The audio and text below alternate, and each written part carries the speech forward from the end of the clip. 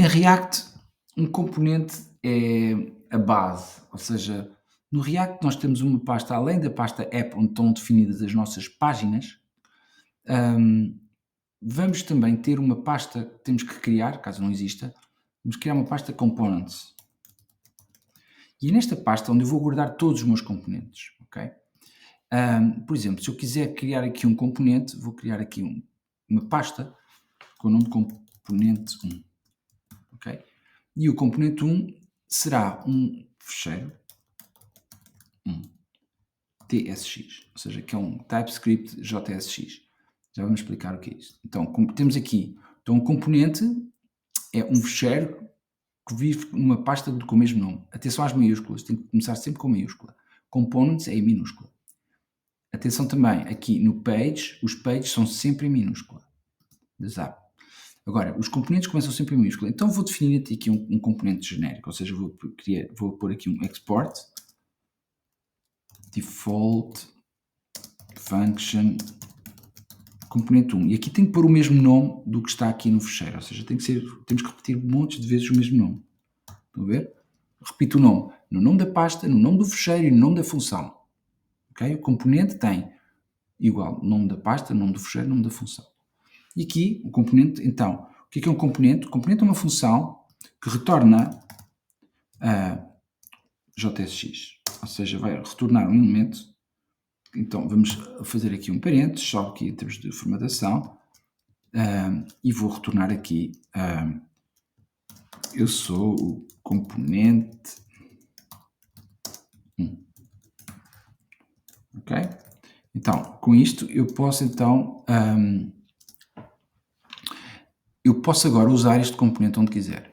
Bom, este componente normalmente temos sempre de pôr dentro de um elemento, ok? Vamos pôr aqui um parágrafo e vou dizer eu sou o componente 1 e até vou estilizar isto de uma forma gira, tipo class name, vou pôr aqui uma cor assim diferente, vou pôr assim um background yellow, assim clarinho, 300, e vou pôr um padding de 3, ok? E vou pôr também um rounded XL, para ficar assim um quadrado redondinho. Então o que é que isto quer dizer? Quer dizer que eu tenho então aqui um componente e este componente pode agora ser usado, ok? Tenho aqui um componente que está aqui disponível, que eu agora, na minha página, por exemplo, na página de entrada, na landing page, página home, posso aqui introduzir este componente. Para usá-lo, bom, este componente é exportado, tem aqui o export, para poder ser importado. Ou seja, o export existe porque nós queremos importar. Ou seja, só quando eu puser a palavra, no que tiver a página, a palavra export é que pode ser exportado.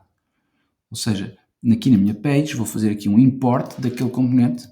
Vou dizer assim, import componente 1 from, e agora vou dizer da minha pasta root, que é no fundo da minha pasta de chegada, que será arroba, vamos chamar arroba, sempre à pasta daqui de chegada, da raiz. Este componente vive onde? Vive na pasta components, barra componente 1, e está no fecheiro componente 1. Então vou escrever aqui components, barra componente 1, barra componente 1. Componente 1, ok? Se estiver tudo certinho, fica assim meio clarinho, porque ele ainda não foi usado, está a dizer is declared but is never read. Pronto. Ok, e agora podemos inserir aqui tranquilamente o nosso componente, aqui a dizer componente 1, ok? E pomos sempre uma barra no final, porque é uma forma de escrita, ou seja, eu posso escrever um componente assim, ou então declaro o componente desta outra forma, que ele também, como ele vai me propor, que é se eu fizer assim, ele fecha, e fecha como se fosse um H, um segundo elemento, estão a ver? Onde eu posso pôr aqui conteúdo. Mas não vamos pôr da forma mais sumária, que é assim, ok? Então se eu agora for ver aqui, se eu for à home, já aparece aqui, eu sou o componente 1, estão a ver? E a vantagem disto é que, bom, vamos pôr aqui uma margem só para ele ficar um bocadinho espaçado, margem 2. A vantagem deste componente é que isto é uma peça de Lego, não é? Eu posso chegar aqui e posso aqui copiar isto 3 vezes. Assim, não é? Tenho aqui 3 componentes. E agora, se eu for a ver, tenho aqui 3 componentes que eu repliquei aqui 3 vezes. Isto é a magia do componente.